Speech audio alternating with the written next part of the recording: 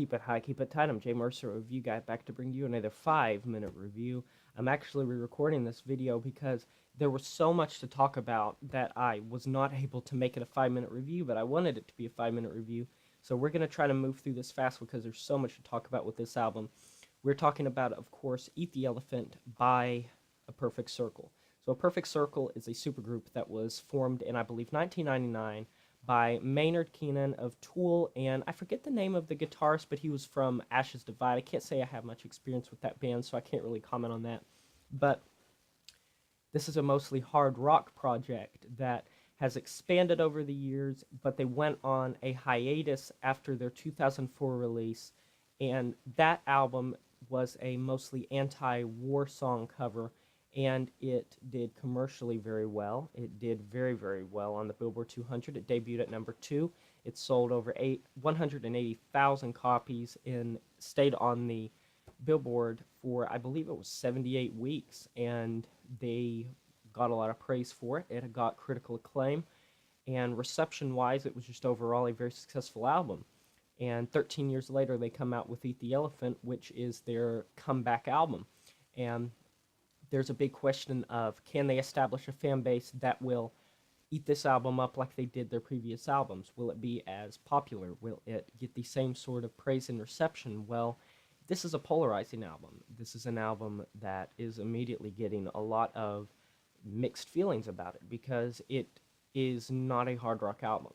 Under any stretch of the imagination, it does not cling to the same type of veneer that their original effort did, and it's not hard rock. It's more of a progressive rock, a more atmospheric type of post-rock influence with some jazz mixed in there, and they expanded their sound to include a lot more electronic elements, a lot more key elements, keyboards, and it's interesting to see how they have taken their sound and really meshed it with different styles.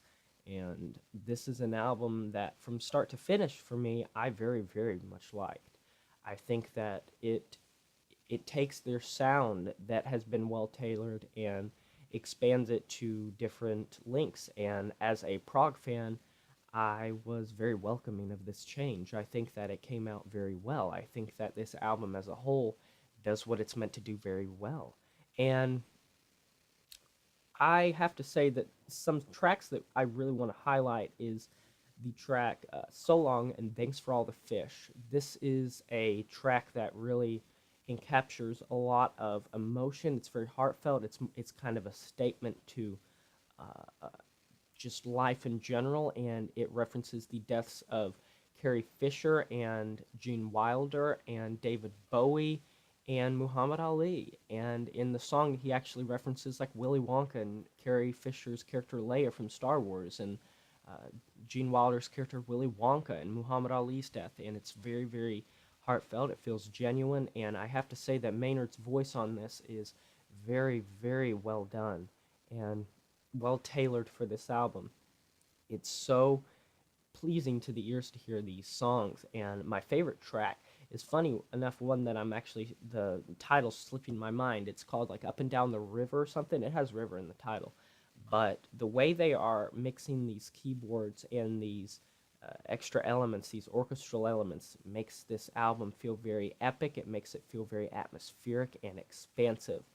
And I have to say that the title track, Eat the Elephant, when it first started, I was completely flabbergasted, and I was floored by how this song is able to almost sound like some sort of David Bowie song right off the bat, having this jazz-infused soft rock type of approach that really, really shows a lot of creativity, a lot of differential type of sound. And it's the type of thing that you either just flat out don't like it because you don't like this style, or you accept it as the band moving in more of a mature place. Now, this is obviously, like I said, it's polarizing, and it has a lot of different opinions being formed about it, and there's people that are on the other side of the fence saying that they wish they clung more to their original style because it's very important right now. It's a crucial time in this band's career to establish that they are able to carry over what they have been doing for all of this time and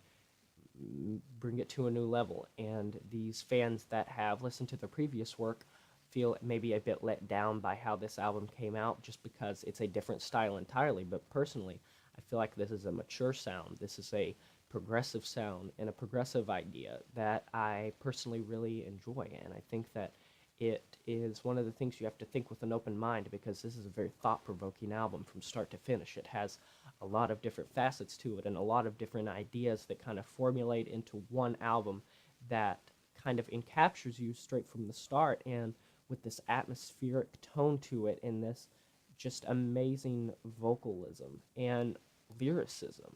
This album took a long time to make, and it's been being worked on since like 2007 or 2008.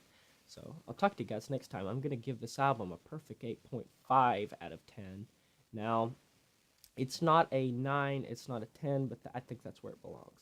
So I'll talk to you guys next time. It's been Jay Morse. So you guys sign off saying farewell.